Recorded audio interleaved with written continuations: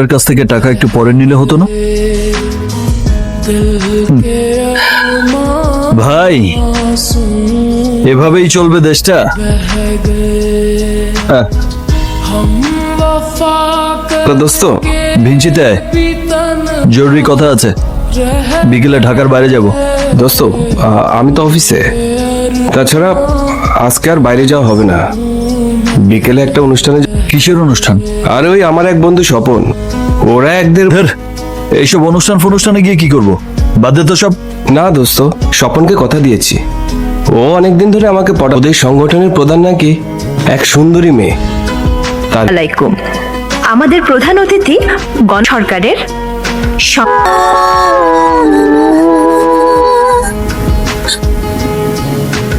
পারছেন।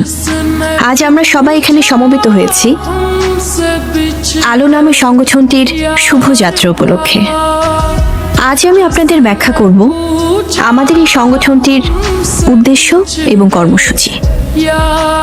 এটি একটি সামাজিক সাংস্কৃতিক সংগঠন এবং চরম দুর্ভোগ নেমে আসে বৃহত্তর জনগোষ্ঠীর জীবনে।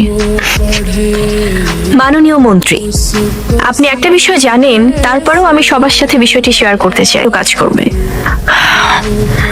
আমি একটা কাজের জন্য গিয়েছিলাম একটা ডিপার্টমেন্টে, যদিও আমি ডিপার্টমেন্টের নামটা বলতে চাই না, কারণ এক দুজন লোকের জন্য ঢালাও ভাবে একটা ডিপার্টমেন্টের বদনাম হোক সেটাও কাম্য নয়।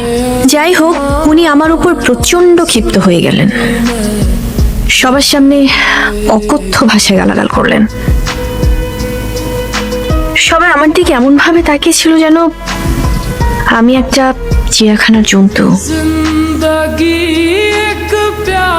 আমি শুধু বলে এলাম, ঠিক আছে, দেখা যাবে। শুনি যদি জনগণের জন্য প্রাণ ঢেলে না দেয়। আমাদের মাননীয় প্রধানমন্ত্রী দুর্নীতির বিরুদ্ধে 0 টলারেন্স ঘোষণা করেছেন। আমরা প্রত্যেকটা মানুষ